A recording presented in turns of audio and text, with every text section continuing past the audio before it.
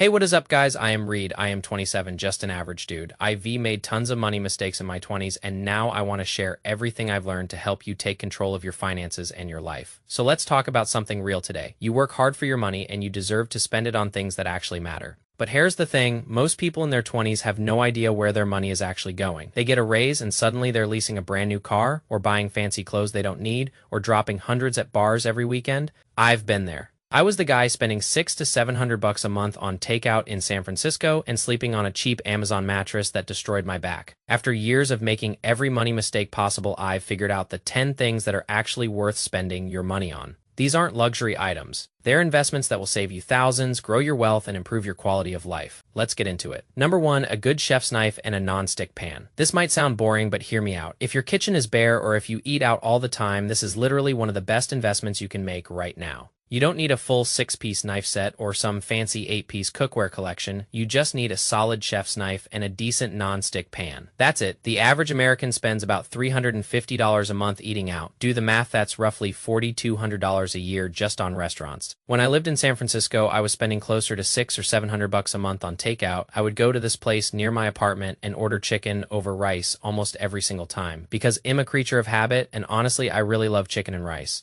But I kept thinking, do I really need to spend $18.16 every time I want chicken over rice? That's just San Francisco pricing for you. The answer is obviously no. The same ingredients at the grocery store would cost me like $4 or $5. So spending $50 to $100 on a quality chef's knife like a Victorinox Fibrox or a Messermeister Renaissance series is incredibly high return personal spending. I personally use this Japanese knife I got from Williams-Sonoma. I'm not even sure what brand it is, but you can honestly just go to any local kitchen store and pick one that feels good in your hand. As for the pan, I use our Place brand right now, but honestly you can grab a solid non-stick pan for $30 to $100, and the quality at that price point is already excellent for daily use. Let me break this down for you. If you cook at home instead of eating out, you save about $15 per meal, and if you're doing that 3 to 4 times a week, that means you're saving $45 to $60 per week. That doesn't sound like a ton, but over a full year, we're talking about $2,300 to $3,100 saved. And all of that comes from roughly $150 to $200 investment in a good knife and pan. Don't even worry if you can't cook yet. Just search one-pot recipes on YouTube to Rees. Tons of channels that show you how to make amazing dinners with simple tools and ingredients. This is something I've been trying to get better at this year too.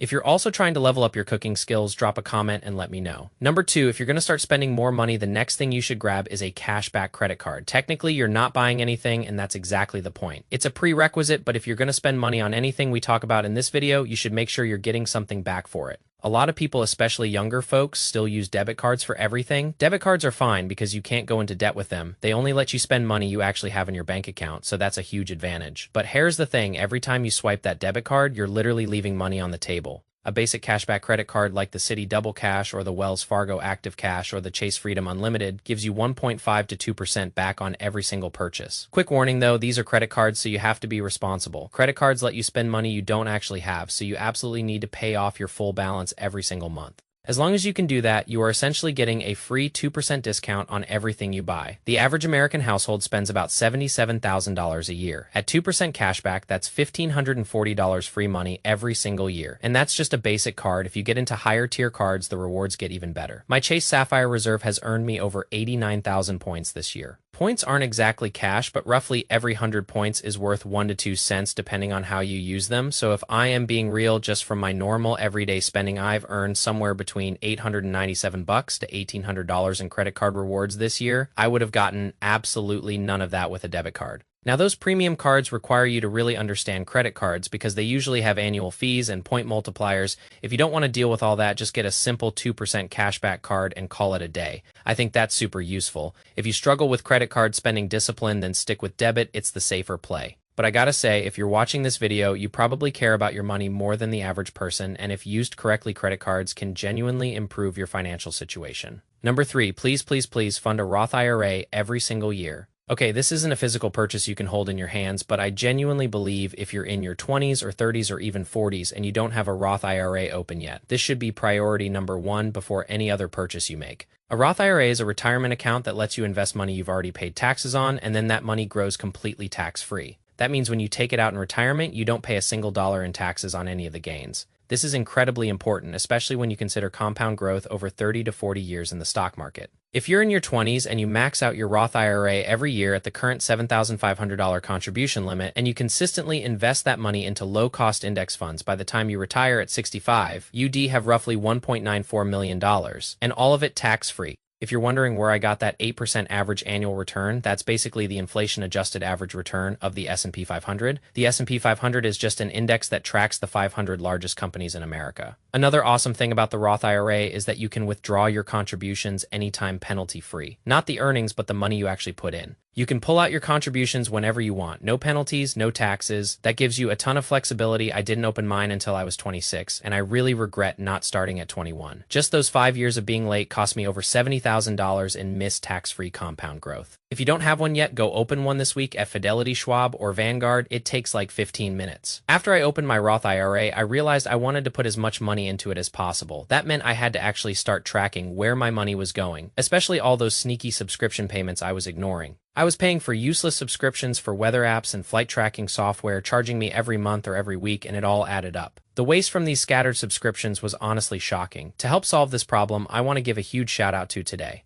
Sponsor Rocket Money. Rocket Money is an all-in-one personal finance app that helps you lower your bills, cancel subscriptions, and actually understand where your money is going. Once you link your bank accounts, Rocket Money shows all your subscriptions in one single dashboard so you can see what's active. No more digging through statements trying to find stuff you don't even remember signing up for. From there, you can cancel the ones you don't use with just a few clicks and stay on top of every dollar flowing in and out. Back in the day, I was blowing cash on sushi runs and random eating out until I started breaking down my bills and doing the math. Sushi is delicious, but the total lack of control over my spending was honestly embarrassing. Now I make it a habit to use Rocket Money to track everything so I don't fall back into old patterns. If you want to try it out, just go to rocketmoney.com/Humphrey to get started for free, or scan the QR code on screen or click the link in the description. That's rocketmoney.com/Humphrey. Thanks again to them for sponsoring. Number 4, buy a reliable used car. So many people, when they get their first real salary or a big raise, their first instinct is to go lease a brand new luxury car. Usually not a great move. The average price of a new car these days is close to $50,000, which means your monthly car payment could be $750.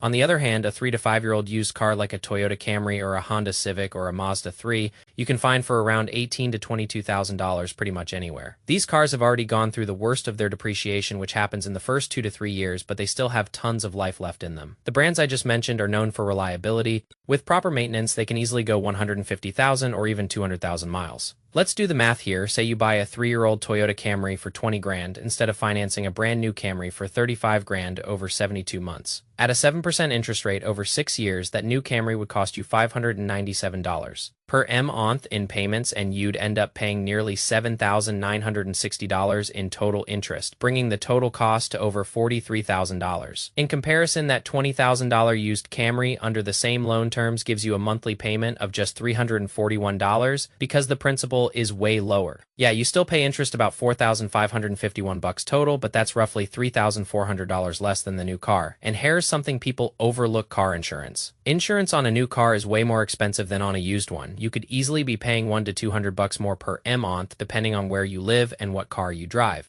That adds up to another $1,200 to $2,400 a year just because you wanted the new model. When you're shopping for a used car, do your research and look for models known for high reliability and low maintenance costs. The point isn't just to buy some beat-up car off Craigslist. The point is to buy something that's going to get you from point A to point B without draining your bank account every single month. Number 5, a good mattress. Seriously, this one changed my life because we spend so much of our time sleeping. Here's a crazy stat: if you live to be 80 years old, you will spend roughly 25 years of your life asleep. That's kind of depressing when you think about it, because if you're 80, you probably feel like you've experienced 80 years of life, but really you only experienced about 55 of them. And I feel like the first 8 years don't really count, so maybe it's more like 47. Anyway, the point stands: if you're going to spend that many years of your life asleep, you might as well make sure you're sleeping on something good. In my early 20s, I always bought the cheapest mattress I could find. I'd order one off Amazon or some random website, have it shipped to my apartment, and just sleep on it. The quality was terrible. I'd wake up every single day with back pain, feeling completely exhausted. I actually found an old email from 2014 that I sent to a mattress company where I had bought a mattress sight unseen and had to return it because my back hurt so bad. The worst part about returning a mattress is that sometimes they just can't take it back because once you've used it, they can't resell it to someone else. So they just send someone to pick it up and throw it away or donate it. It felt incredibly wasteful. So the next time I bought a mattress, I actually went to the store, tried out a bunch of them, and picked one that was actually high quality. Here's the thing about bad sleep, you don't really know how bad it is until you have good sleep. After I got that better mattress, the first thing I noticed was that I was actually sleeping well. That gave me more energy, my body felt way better, and I felt more creative throughout the day. I also noticed people drop $1,200 on the newest iPhone without blinking, but if you ask them to spend the same amount on a good mattress, they'll hesitate. I genuinely recommend getting a quality mattress with good support. It doesn't have to be the most expensive one out there, but get something decent. I also highly recommend investing in some essential office equipment. If you work from home, even part-time, getting a good external monitor or setting up a dual screen system will massively upgrade your work experience. Having more screen space has significantly boosted my productivity. Even if it only improves your efficiency by 10%, that adds up big time over the long run and can have a huge impact on your income. No more straining your eyes and neck staring at a tiny laptop screen all day. Also, an ergonomic standing desk and a quality office chair are super important for your health. The Cleveland Clinic has pointed out that standing desks can improve your energy and mood levels, boost productivity, lower obesity, risk improved blood circulation and posture, and help reduce lower back pain. Getting a good chair is critical too, because if you're sitting in it for 6 to 8 hours a day, you owe it to your body to give it the best ergonomic support possible.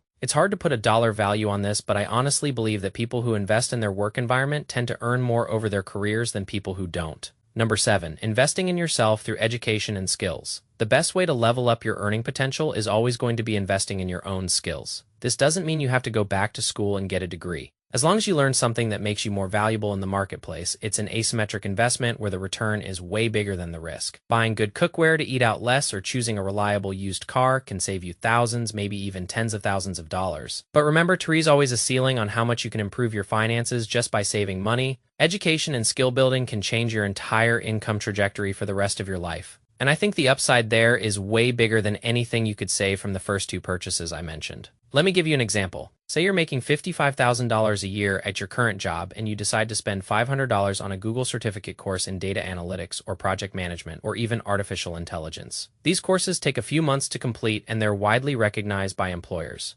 Imagine that $500 certificate helps you land a job paying $65,000 or $75,000 a year. That's a massive return. Not to mention that's now your baseline salary. So if your baseline is 65 grand and you switch jobs in a year or two, that number just keeps compounding. Some of these courses are even free. I found that Google Data Analytics Professional Certificate for free on Coursera. The point I want to make is just because you left school doesn't mean you should stop learning. I think if you stay curious about the world and stay open to new technology, you'll stay ahead of other people when it comes to adapting and investing in yourself. So maybe that means setting aside $500 a year for self-improvement and working on some of the skills I mentioned. Because a lot of people will spend $500 really fast on stuff they forget about the next month. Investing in your brain is always the right move no matter what. Number 8, buy and actually read at least one personal finance book. I strongly recommend The Millionaire Next Door and The Psychology of Money. These two books can completely change how you think about wealth. I actually have a dream of writing my own personal finance book someday to share my experiences with more readers. But anyway, these books are really great at teaching you about money. According to some data, just from lacking basic financial literacy, the average American lost over $1,015 in 2024. Those losses usually come from taking on the wrong kind of debt, paying unnecessary fees, or missing out on great investment opportunities. Since our school system doesn't teach practical money skills, most of us learn our money habits from our parents. If your parents weren't great with money, you'll probably pick up their bad habits too and end up paying a heavy financial price as an adult. So a good way to fight back is to watch personal finance videos on YouTube, which you are literally doing right now, so thank you. And also buy a personal finance book.